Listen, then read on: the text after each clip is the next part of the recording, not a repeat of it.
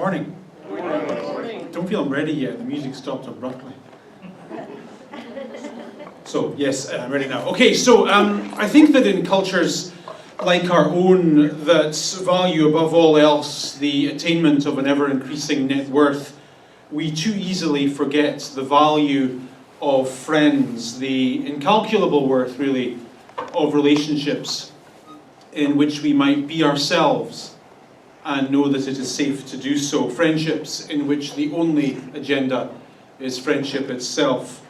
One of the profound regrets of my chosen career is that I wish it were possible to spend more time with you, and that over many cups of coffee or some such beverage I might get to know you and you might get to know me, and that together we might become friends. But life being life, often there's no energy or time. I do, however, greatly value the way in which you allow me week by week to assume the role of a friend and give me permission to speak truth into your life. And it is because, both by calling and conviction, that I hold your life in such infinite value that the telling of that truth is oftentimes raw and passionate and blunt. And I hope that will help you understand why it is over the last 5 weeks I've so robustly said that religion is a thing we ought to consider losing. I want you to see the religious idiosyncrasies of the church for what they are. Nothing more than the harmful inventions of church subcultures who have the audacity to suggest that Jesus isn't enough. Who have the nerve to say to us that what Jesus did on the cross isn't enough for us to be right with God. What we really need is their rules and their traditions and their morals and so on. I want you to recognize that as being incorrect thinking, and in so doing grasp again that Jesus is good enough. The words that we're going to read through this morning were written by the Apostle Paul, a man who considered himself to be a friend to the church in Galatia, not the sort of friend who went for coffee with them, not the sort of friend who necessarily even knew the names of all their children, but the sort of friend who valued them enough to say that they were stupid. The sort of friend who valued them enough to say truth matters, and you've got it wrong right now, and you need to change the way you're thinking. For those of you joining us online, welcome to you. We're looking at the book of Galatians, chapter 4 and verse 8, in which Paul says, "Formerly you did not know God." In other words, I'm now talking about your past. I'm talking about your life before I came to your town, before I taught you about Jesus and what he did for you on the cross. Before that, you were slaves to those who by nature are not gods. In ancient Greek cultures like Galatia, to speak of the nature of a thing was to use a philosophical term that described the shape, the essence, the structure, the fundamental essence of a thing. So, for example, if this was first century Greece and this was a lecture in philosophy and I was your tutor, I might say to you, class, today we're going to learn about the nature of this. What is this? Well, observe that it is round like an orange. It is orange like an orange.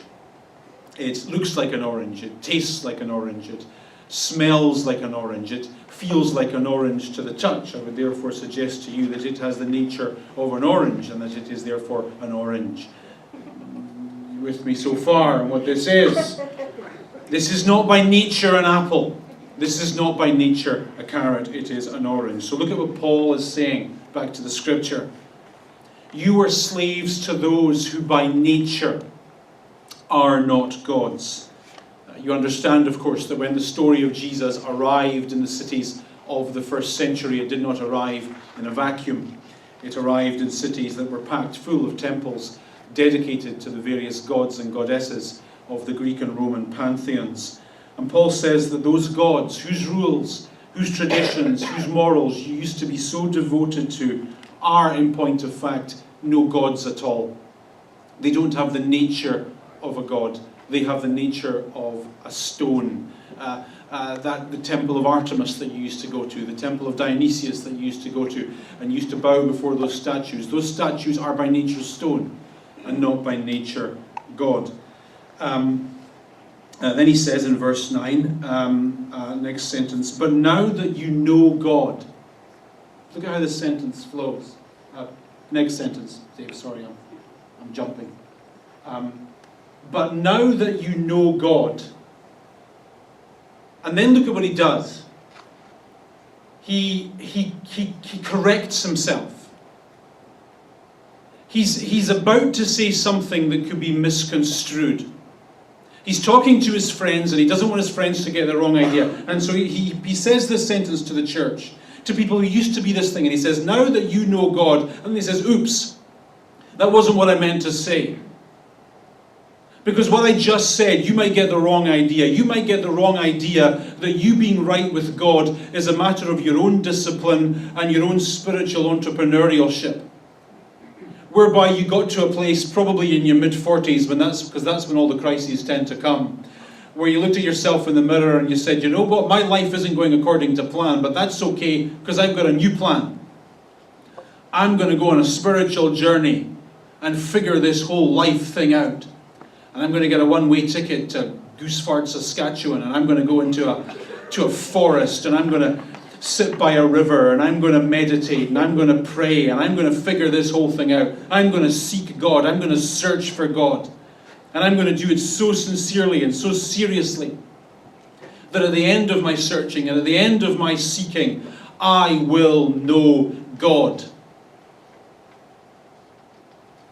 That is the conclusion that the first part of this sentence allows his church to arrive at. That getting right with God is a simple matter of looking hard enough. And so then he corrects himself. He says, no. What I meant to say actually was now that you are known by God. Paul's worldview, remember, is not that you are a spiritual entrepreneur whose discipline alone is enough to get you right with God. His worldview is that God is the one who gets out of bed in the morning and searches for you. God is the one who says, I'm going to go on a journey, and I'm going to seek, and I'm going to search, and I will search for you and keep searching for you. I will pursue you into whatever dark corner you end up in, and I won't give up searching for you until you know me. That's Paul's worldview. And so he corrects himself. No, I didn't mean to say now that you know God. What I meant to say was now that you are known by God. So having cleared that up, he then says, how can it be that you are turning back to those weak and miserable principles? In other words, now that you've understood that God searched for you, that God sent his Son to die for you on the cross, whereby you know the experience of forgiveness and new life in the Christian faith. How can you shrug that off and go back to gods who are by nature not gods at all? Surely that would be a sham for you to go back to something that you know isn't real, that you know is nonsense. But here's the controversy. And we're okay with controversy, I take it, as Christians. We, I think, mistakenly get the impression that what Jesus and the apostles said in the first century was the spiritual equivalent of a latte. Its job was to perk you up and make you feel good. That does the Bible a misservice. What Jesus and the apostles said was often embedded in the tersest and most brutal of terms. And here's one such case. When he says to them, why are you turning back to miserable principles? He's referring to their pre-Christian pagan life. So he's talking about the temples of Artemis and the temples of Dionysius and all that stuff. But that's not what he's actually referring to. He's talking to people in the church. And he knows full well these people aren't thinking about throwing away their Bibles and going back to the Greek temples. That's the furthest thing from their minds. These people are getting really religious of late. What these people are giving serious consideration to is the religious rules that religious people are ramming down their throats. And because those rules sound so convincing, you need to do this, you need to follow these morals, you need to observe these customs, because it all sounds so right, they're giving serious consideration to going down that road. And so in this sentence, Paul refers to pious-sounding Christian rules using the same vocabulary that he previously used of pagan temples. That's how far away from correctness Paul thinks this is. He says these religious rules that you think are, you know, that Jewish stuff that's been rammed down your throat, that is no different. It is by nature no more good than the temples you used to go to were by nature not God's. They're both nonsense because they are not by nature what they pretend to be. So he says to his church, why are you even thinking about this? When did rules become so interesting to you? What is it about you? Why are you so insecure that you need to surround yourself with a long list of things you shouldn't do? Then he asks them another question, increasingly awkward. He says, do you wish to be enslaved by them all over again? When he uses the word enslaved, he's using a well-known religious word from the ancient world.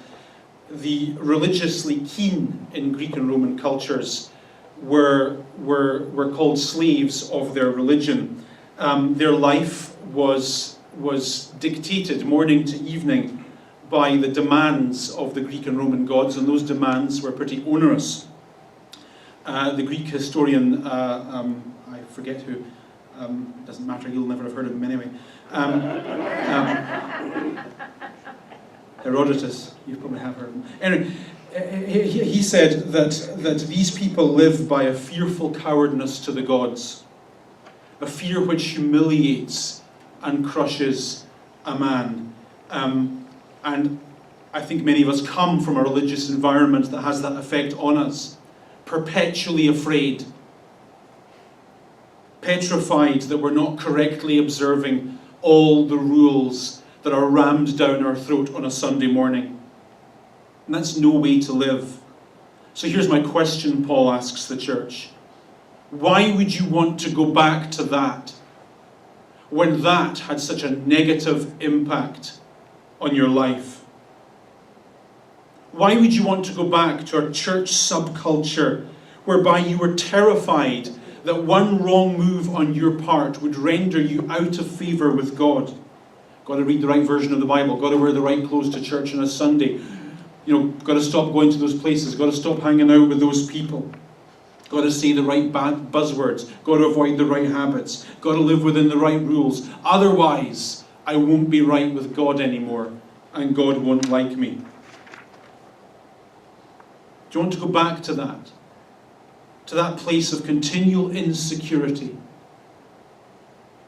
whereby you say to the God who searched you, who pursued you through all the dark corners of your life, who put his arms of forgiveness and love around you, and say, I'm not sure where I really stand with you now. I'm not sure if you really love me because I'm not doing all the right things in the right way. Why would you even go back to that? Is his awkward question. You see what Paul is saying? Guys, friends.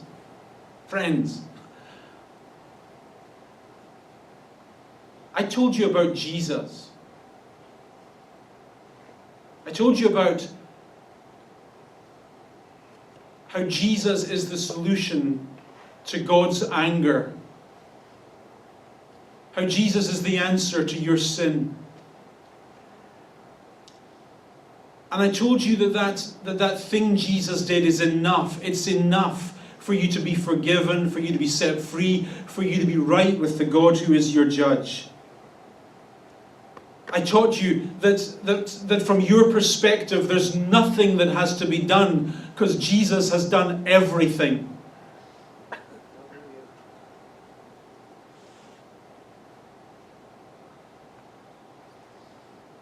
Have I ever told you this story about the small guy on the bus in Nepal? I think I've told you that story. Well, when I was 18, I went to Nepal backpacking, stop the world, I want to get off, you know the drill. And Nepali people, I'm not being racist but they're really small people, and the buses are designed for small people, and I'm not really small at all. So I just had the hardest time on these buses in Nepal. Sometimes I would actually go on the roof because it was easier. But I had this 12-hour journey, and I thought, I got a solution. I'm going to buy 2 seats.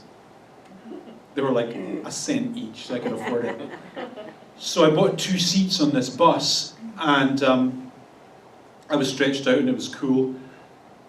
But the problem is the bus kept stopping, and more of these small people kept getting on, and they were standing there, and I'm a nice guy, as you know, right?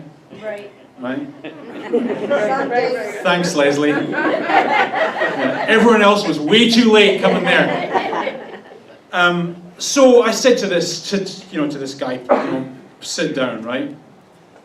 So he sat in the seat, right? And then the bus conductor comes along and he's collecting money, and he goes to collect money from this guy. And this guy puts his hand in his pocket, and I'm like, no. That seat's already been paid for. This guy's riding for free. That's kind of like the gospel choice. Jesus paid the seat. So Paul's saying, why are you putting your hands in your pockets fumbling for money? Looking for solutions. Looking for answers that Jesus has already provided. Why? That's what I told you when I came. It's already been done. Jesus has paid everything. You've got nothing to pay. Why are you trying to pay? Why are you trying to pay? Why are you so insecure? Why can't you just accept that Jesus is enough? And regarding some of those things that they were trying to do, he says in verse 10, you are observing, what does he say? Special days and months and seasons and years. In previous weeks I taught you that a large part of the religion that was being rammed down their throat was the observance of Jewish stuff. And there were Jewish Christians who said that you had to be Jewish in order to be Christian.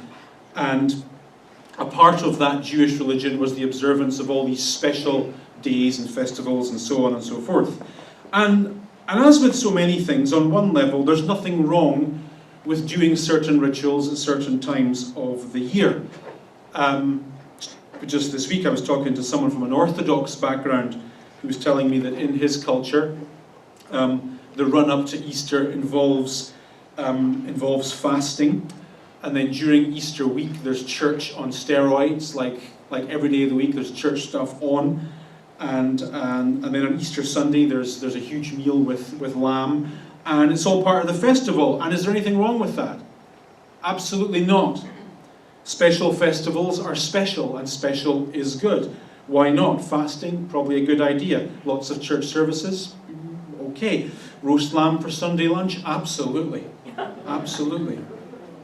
But the issue in the church that Paul is speaking to is that the doing of these things wasn't just special, it wasn't just fun, it was essential. And if it's essential, then that means if you stop doing them,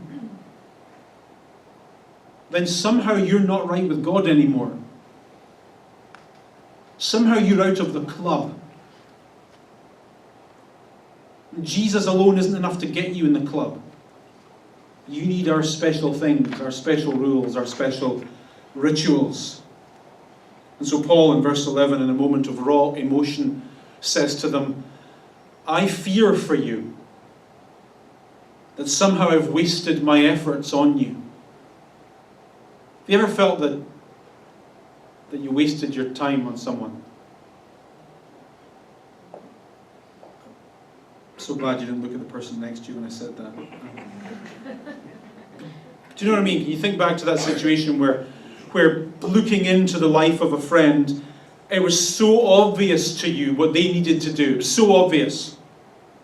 And you spoke with them, and you pleaded with them, and you did everything in your power to give them the right advice at the right time, and they just didn't listen.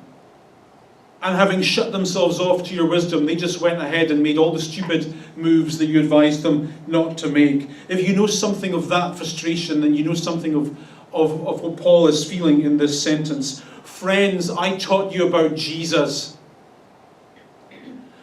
I told you that story of the guy on the bus and how the ticket was paid for, and because it was paid, you had nothing to pay. I told you that story again and again and again, that you're right with him.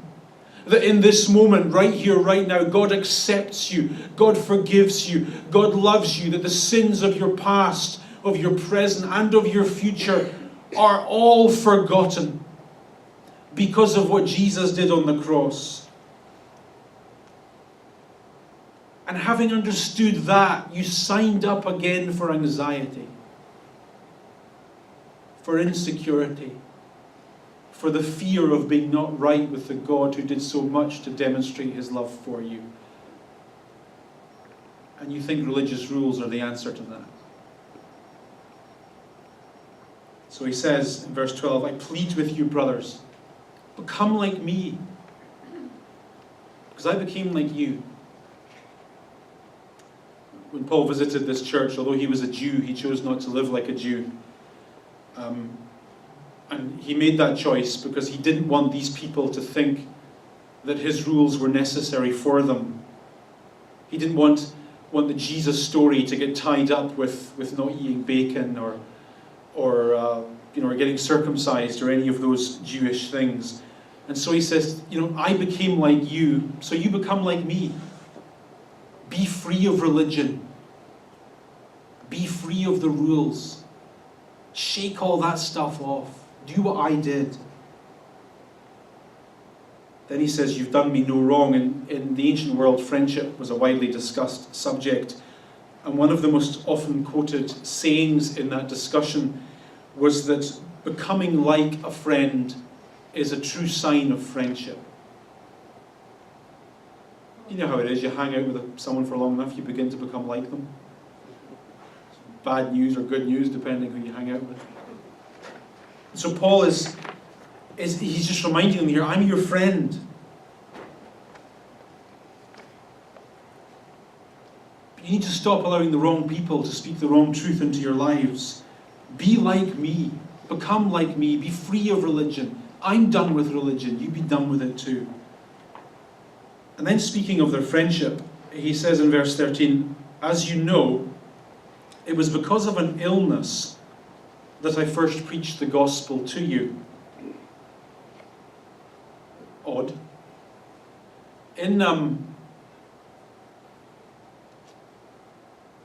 Sorry, that's really rude. I just checked the time. But don't you hate that when you're talking with someone and they're like, Yes. sorry, I didn't mean it like that. It was because of an illness that I first preached the gospel to you. In certain Scottish churches where I'm from, there's a tradition that when a minister begins working for the church, the congregation club together to buy him a very, very expensive set of robes. And the richer the church, the more expensive the robes are. The thinking behind this is that the more expensively robed our minister is, the better our church looks, I suppose. And in North American culture, there's a similar mentality, I think. Is it just me, or do all television preachers look the same? Is there not a certain uniform in that culture? The suits are always expensive, the teeth are always unnaturally white, and there's always a certain healthy suntan. I think the idea there is that in order to tell you about Jesus, I need to first present a successful image of myself. Before I talk to you about your life, I need to give you the impression that my life works well. I'm healthy, I'm wealthy, I'm doing all right. Now, having established that, let me tell you about Jesus. And whatever one thinks of such a notion, one has to concede that that was certainly not the experience of the first Christians. Paul says elsewhere in the Bible that we who are the apostles were very weak people. We weren't respected in society. Quite the contrary, we were dishonoured. We were poor. Our clothes were not fancy. We were treated brutally. We were homeless at points in our lives. We had to work hard. We were the scum of the earth, the refuse of the world. And in verse 13, Paul alludes to this. He says, when I came to you, I wasn't successful. I wasn't the guy in the shiny suit and the healthy suntan. I was a train wreck. When I started telling you about Jesus, my personal life was a mess. I was like flotsam washed up on the beach. I had an illness. Elsewhere in the Bible, Paul alludes to the fact that he doesn't go into it in detail, but he had some kind of embarrassing problem. And it was so embarrassing that he was the kind of guy that you would look at and dismiss. He was nothing. And in verse 14 he says, even though my illness was a trial to you, you did not treat me with contempt or scorn. You welcomed me as though I were an angel, indeed as though I were Christ himself. When he says that his illness was a trial to the church, he doesn't mean a trial in that they had to, cook him meals or clean his house or anything like that. The word trial that he uses here is the first century Greek word for temptation. You see, in the ancient world, when a person was ill or when their life was a mess or a disaster or something like that, people believed that the gods were punishing them for something. And the temptation that the Galatians faced was allowing that superstition, that preconceived notion, to prejudice what Paul was telling them about Jesus. There was this guy preaching to them whose life was a disaster. His words and his personal world were completely disjointed. And Paul says, friends, you overcame that temptation and you welcomed me as though I were Jesus himself. Then he says, verse 15, what has happened to all your joy? Religious people, you may have noticed, suck the joy right out of life. He says, I can testify that if you could have done so, you would have torn your eyes out and given them to me. Every time I think in 100% of cases, when I do a funeral and I talk to a family, I always ask a question, what kind of person was he? I think in 100% of cases, people always say, he was the kind of guy who would give you the shirt off his back. Right. Everyone says that about everyone. He'd give you the shirt off their back. This saying, gouge out your eyes, was the first century equivalent of that. Eyes were thought to be a person's most valuable possession. And so what Paul is saying here was, you guys would have done anything for me. I was your friend. How is it now, verse 16, that I have become your enemy by telling you the truth?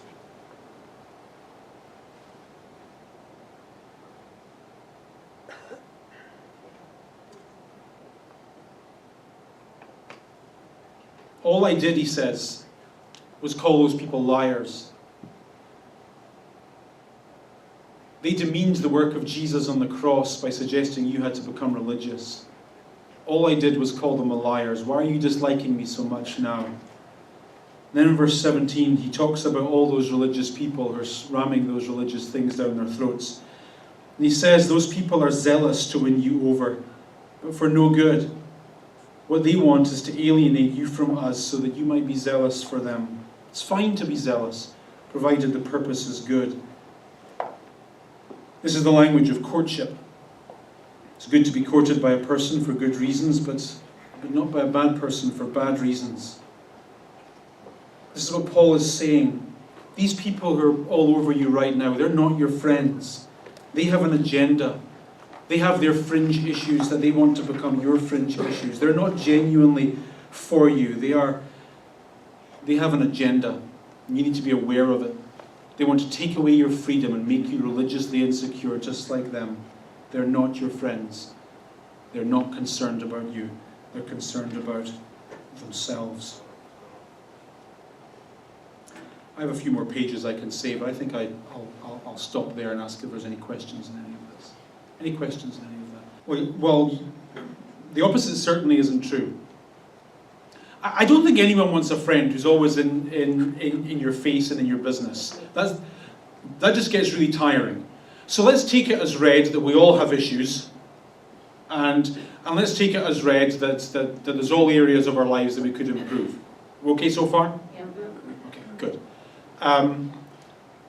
Sometimes, however, we get ourselves in a situation where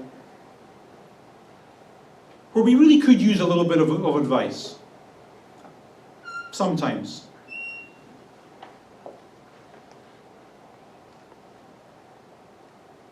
Those friends are valuable. A friend who says, yeah, it'll be okay, go for it, even what you're about to go for is stupid, isn't really a friend. They don't really care about you. A friend who's able to put a relationship in jeopardy by saying, I think you're about to make a misstep. I think you're about to make a really stupid decision, and I think you should think about the alternatives. That's a real friend. If that's happening every day, that's not a friend, that's a nag. That's someone who missed their calling as Oprah. And they're living out their fantasy on you, right? So we don't need that. Friendship involves acceptance and warts and all, but every now and again it's just useful to have someone who can say, that's a really dumb idea. Fair play?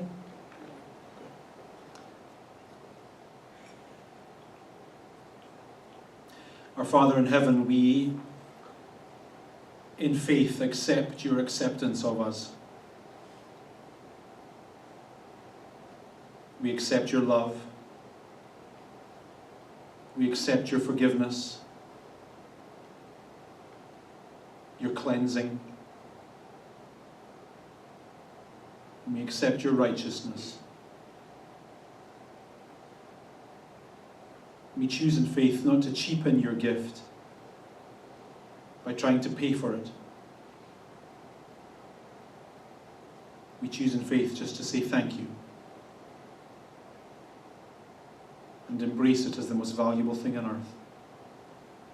Be with us this day. Bless us. Give us peace. In Christ's name. Amen.